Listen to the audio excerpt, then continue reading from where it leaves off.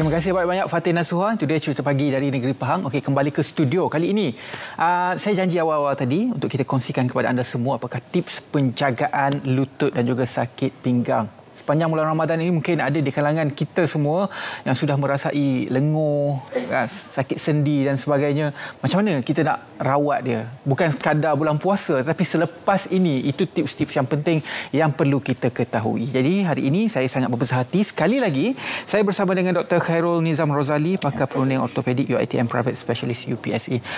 UPSC. Selamat datang, selamat pagi Malaysia Dr. Terima kasih Duan. Selamat hari raya awal lagi Dr.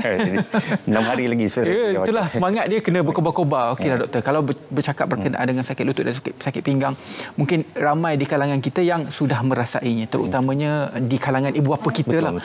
Terutama dalam bulan puasa. Kenapa perkara ini terjadi? Adakah pada bulan ini kan kita disunatkan dan juga disarankan untuk sentiasa beribadat. Bagaimana untuk kita mencari titik keseimbangan antara kesihatan dan juga ibadat tersebut? Assalamualaikum warahmatullahi wabarakatuh. Terima kasih Encik Ridwan. Okey, berbalik pada topik kita hari ini, kalau kita lihat adalah sakit pinggang dan sakit lutut. Tapi kita tambah ekstra sikit, sakit pinggang dan sakit lutut di bulan Ramadan. Sebab sakit pinggang dan sakit lutut topik ini sangat besar. 2 jam pun kita akan habis berbual dengan kita ringkaskan apa cabaran-cabaran yang kita hadapi di bulan Ramadan. So, sebelum kita bincang lebih lanjut pencegahan dan tipsnya, kita kena pasti apa sebenarnya cabaran yang kita hadapi bila Ramadan bandingkan bulan biasa.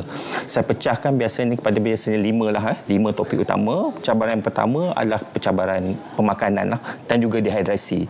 So, kalau hari biasa kita boleh makan ada breakfast, lunch dengan dinner kan. Kali ini kita kena skip lunch, ada perubahan sikit kat situ. Kita mungkin ada culture shock kat badan kita lah.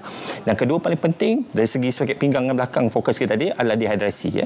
Ada orang ingat dehidrasi tu apa kaitan pula dengan lutut kan, atau dengan pinggang. Dehidrasi merujuk pada kekurangan air jisim di dalam badan. Pastinya impak utama adalah dari segi tekanan darah dan semuanya, tapi kita ada satu proses dipanggil equilibrium badan, di mana kalau badan kita kurang air, badan kita cuba komposit dengan kurangkan juga penghasilan synovial fluid di dalam cecair synovial di dalam sendi-sendi badan kita lah, itu dan juga menyebabkan sakit dehidrasi. Yang keduanya perubahan pada kita punya pola tidur atau rehat.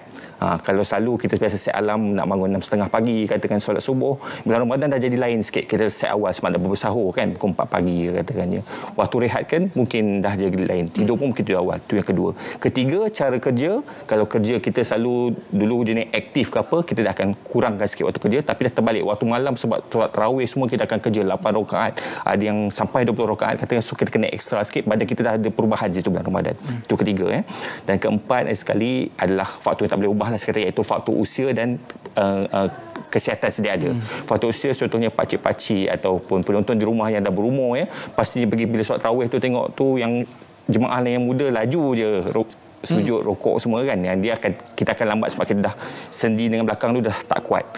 Dan keduanya tak ada kaitan dengan umur, mungkin muda macam kita tapi dah dikenal pasti doktor ada penyakit lain. Kebetulan kita ada gout ke, ada kencing manis, masalah lain yang perlukan makan ubat ke apa benda, akan mengganggu juga tu dari segi kesihatan. Okey, itu dari segi pemasaran. Anda baru pengasih tips apa pencegahan kita untuk setiap satu ni kan. Bila kita sedang bagi-bagi setiap satu, senang kita tackle satu. Yang pertama ni sebab apa? Perubahan pada dehidrasi dan pemakanan. So dalam berbuka puasa tu minum kita penting. Minum, cuba kurangkan manis, minum banyakkan air kosong, and yang penting itu jenis minuman. Yang kedua, amount minuman.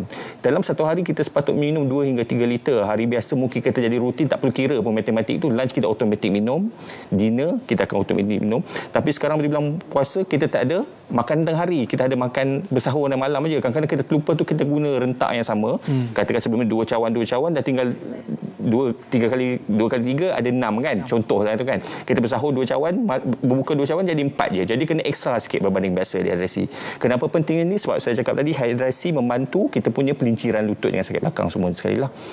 Yang kedua tadi pola tidur. Itu kita kena adjust lah, kita kena bersahur semua kan. Di bulan Ramadan ni kita kena beribadah lebih sikit solat tarawih semua dah tambah bila waktu sekarang ni 10 malam terakhir lagi orang berebut-rebut mengejar peluang malam Lailatul Qadar kan. Kadang-kadang dia qiyamul tarawih mungkin daripada 8 rakaat dah upgrade jadi 20 rakaat katanya. So yang sakit penonton luar sana terutama yang berumur lebih mencabar sebab sakit belakang, lutut dan sebagainya kan menyebabkan sakit. Jadi apa buat? Banyak faktor kita buat. Kita boleh beli, contohnya untuk yang tu kita sejadah sebagai contoh kan, cari sejadah yang tebal supaya kita jadi pelapik masa lutut bila solat. act as a cushion sebagai lutut kita, so tak ada sakit sangat. Okey, kedua, lakukan exercise ringan. Exercise ringan, walaupun kita bulan Ramadan kita kena exercise sikit, tapi Islam kita ni indah sebab solat fardu kita tu secara tak langsung merupakan exercise ringan. Kita kena wajib buat solat fardu 5 kali sehari. Siap solat pula 2, 3, 4 rakaat. So secara tak langsung, walaupun kita bukan jenis exercise, kalau kita kekalkan solat, insya-Allah kita punya sistem kesihatan pun terus berkekalan kan.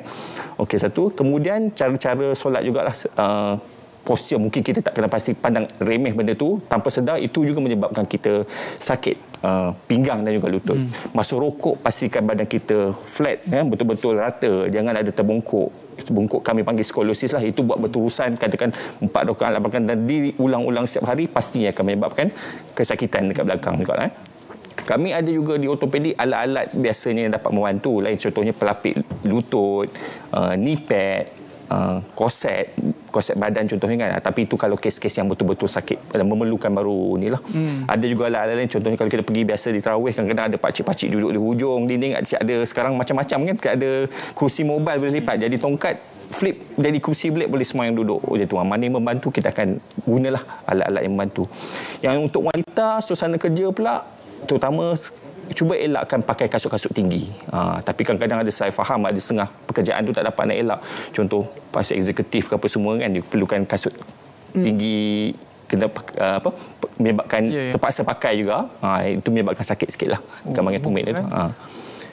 Pemakanan, ini kerja. Yang ketiga seperti saya kata, aktif kerja biasanya automatik lah. Waktu kerja biasanya majikan akan kurangkan kerja sikit bulan Ramadan. Balik kerja pun kadang punch out selalu pukul 5, diawalkan boleh bagi pukul 4 katakan kan, supaya untuk boleh berehat dan juga untuk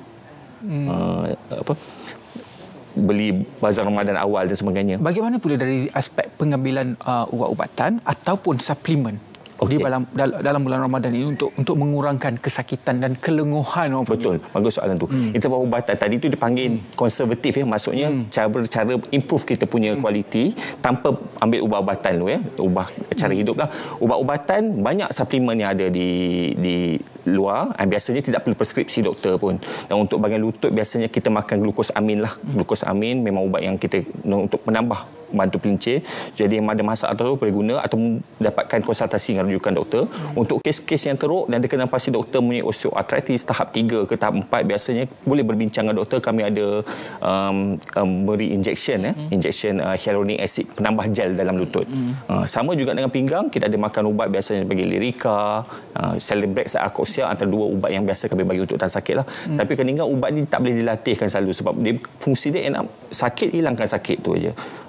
Kau boleh bila perlu baru latih makan, kalau tak cubalah makan. Diberi pilihan suplemen tadi dengan cara yang without suplemen, saya kata posture yang betul, jaga kesihatan semua, pastinya cara yang without suplemen tu lebih yang terbaik. Cara ni kan berbanding dengan makanan. Kepada individu yang sudah pun mempunyai kecederaan, contohnya kecederaan sukan dan sebagainya yang menyebabkan mereka mengalami sakit pinggang, lutut dan sebagainya, ini perlu bagaimana?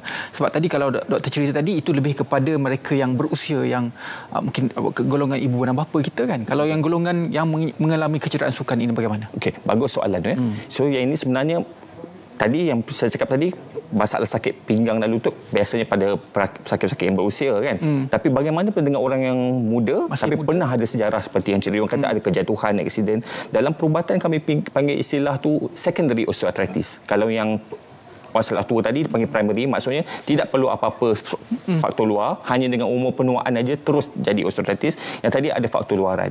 So untuk golongan pesakit ni, kehidupan harian atau aktiviti mungkin bercabar sakitnya. Ini bukan sahaja bulan Ramadan, sebenarnya bulan biasa pun agak mencabar sikit lah. So mungkin pergerakannya agak limited. Suplemen tu memang kena ambil juga, glucosamine. Ada kes-kes banyak saya perlu puankan injection juga. Untuk yang lagi tinggi rumit, ada injection berbentuk latex pun kami ada buat juga, radio frequency ablation dan sebagainya. Itu kalau konsultasi dengan doktor baru kita akan buka topik itu lagi tinggi. Untuk yang biasanya cukup sekadar makan ubat dengan suplemen. And then kawalan berat badan semua tu pun kena jaga cara kerja. Contoh saya ada pesakit yang sangat muda, Riwan ni katakan umur baru tingkatan 3, aksiden kemalangan. Doktor dah buat terbaik ke macam mana pembedahan pun, tapi sudah pastinya lutut dia tak akan sama macam original yang sebelum kecederaan ada. Dia takkan ada masalah sekarang, tunggu 5 tahun lagi, tunggu 20 tahun lagi, katakan bila umur 45 nanti baru dia start nampak. Walaupun masalah tu dah selesai, jalan dah normal, dah okey. Doktor cerita 20 tahun dulu kemalangan kan, sekarang baru rasa. Bila banding dengan umur yang sama kawan dia 45 yang tidak pernah ada kemalangan, nampak lutut dia lebih sekarang. Itu dipanggil contoh tadi, dia telah mengalami secondary osteoarthritis. Secondary terhadap event yang berlaku pada dia. Soalan terakhir saya, doktor. Kita dah nak habis Ramadan, jadi nanti lepas kita akan masuk Syawal dan kita akan kembali kepada kehidupan normal. Jadi sebulan ini badan kita sudah pun jadi lain dari segi gaya hidup, hydration, makan, tidur dan sebagainya. Apabila kita beralih kepada normal nanti, dalam fasa transisi itu, apa yang akan berlaku kepada kesakitan tersebut? Adakah kita perlu adapt dengan cara baru ataupun bagaimana? Betul. Itu semua adaptasi yang kena buat dah. Semua dia ada satu berkaitan dengan satu rhythm juga. Dalam perubatan kami panggil itu circadian rhythm lah. Atau bahasa Melayu panggil apa? Ritma lah kan, rhythm kan? Ritma circadian. So circadian ni adalah satu jam biologi yang ada dalam badan kita, di mana badan kita walaupun kita tak ada set jam pakai phone ke apa semua, dia boleh tahu bila pagi, bila tengah hari, bila malam dengan memerhati cara diary kita setiap hari. Dia tengok bila malam, time ni kita tidur. Pagi besok bangun kerja, time ni kena aktif. So kita glukoskan lebih. Dan repeat sama walaupun dia tidak mempunyai jam fizikal, biologically kita tahu benda itu berlaku. So bila ada perubahan tu, sama juga daripada sebelum Ramadan ke bulan Ramadan dan vice versa seperti yang Cik Ridwan kata, daripada Ramadan ke after bulan Ramadan akan ada terdapat gangguan sikit. Itulah, ini prinsip sama juga dengan macam jet lag. Kalau kita pergi kapal terbang kan, kita dah hilang kira bila siang bila malam. So in term of kesakitan, jawapan kepada soalan dia, adakah sakit beza? Sakit tak ada beza, still sama, cuma kita yang kena kawal aktiviti lah. Kalau aktiviti yang lebih waktu malam, katakan bulan Ramadan, solat tarawih semua, siang kita kurangkan, sakit lebih pada waktu malam. Dah berbalik habis bulan Ramadan, waktu biasa dah balik busy kerja pula waktu siang ada kan, terutamanya yang kerja buruh kasar, kadang-kadang kena kilang daikin lah apa semua, aircon semua, angkat-angkat besi berat kan, bukan semua kerja yang mudah, kadang mungkin di office hanya menaik. So faktor-faktor tu kena ambil kira dan secara tak langsung tanpa sedar boleh menyebab sakit. So cara nak mengelak sama je dah diulang tadi. Cuba buat cara pencegahan first, faktor-faktor cakap tadi, senaman dan guna peralatan ataupun ubat-ubatan supplement apa yang adalah untuk membantu. Secara ringkas, bila kita nak pergi jumpa doktor kalau kita rasa sakit yang lain daripada yang lain tu? Yang ini susah sikit. Maksudnya sakit ini perlu jumpa doktor. Secara ringkas, doktor. Saya sakit ni perlu jumpa doktor ke tak kan? Bila? Semua orang mesti tanya, untuk sakit ni kita tak ada matematik ukur untuk tu. Sakit sangat banyak, sakit sederhana, sakit sikit kan, sakit amat. Itu kita perbual cakap orang yang tuan badan punya rasa. So kita letakkan sakit kita taraf yang mana. Biasanya saya buat ayat tu penuh lah. Sakit yang teruk sehingga mengganggu aktiviti harian. Kita tambah kata aktiviti harian tu. Dan kalau kita yang bekerja, maksudnya mengganggu punca kehidupan, cari nafkah kita lah. Kalau kita kata bekerja guru katakan, tak boleh sampai nak mengajar. Kalau saya sebagai doktor katakan nak jumpa pesakit pun asyik irritable, sakit, tak boleh komunikasi, sakit kenapa doktor ni? Itu dah signal. Betul, doktor pun jumpa doktor pun boleh sakit juga kan. So kita adjust timbang tengok pesakit tu. Kalau tahap yang dah mengganggu sampai mengganggu periuk nasi kita, nak bekerja pun tak boleh, itu saya rasa patut jumpa doktor lah. Dan kalau sakit bersembang boleh senyum lagi, katakan nak kata bukan gembira sakit ni, rasa macam ubat boleh makan lagi kat rumah atau exercise sendiri, kita letakkan adjust taraf. Dia tak ada black and white kata macam ni wajib jumpa doktor, ni tak ada, kita sendiri tentukan tahap kesakitan kita. Yang menjejaskan aktiviti harian itu kata. Ya, betul. Terima kasih banyak-banyak kepada Dr. Khairul Nizam Rozali, pakar perunding ortopedik UiTM Private Specialist, kerana sudi berkongsi kepada kita berkenaan dengan tips-tips pencegahan sakit lutut dan juga sakit pinggang, terutamanya apabila kita nak beralih daripada bulan Ramadan dan juga kepada bulan-bulan biasa ini. Terima kasih banyak sekali lagi, Doktor. Seterusnya satu bingkisan telah pun disediakan oleh rakan saya Raja Sufian Raja Arif. Saya juga berada di situ, iaitu CSR untuk best unit berita dan juga award semasa RTM. Barakahnya Ramadan, indahnya Syawal. Apa kata kita saksikan sekarang?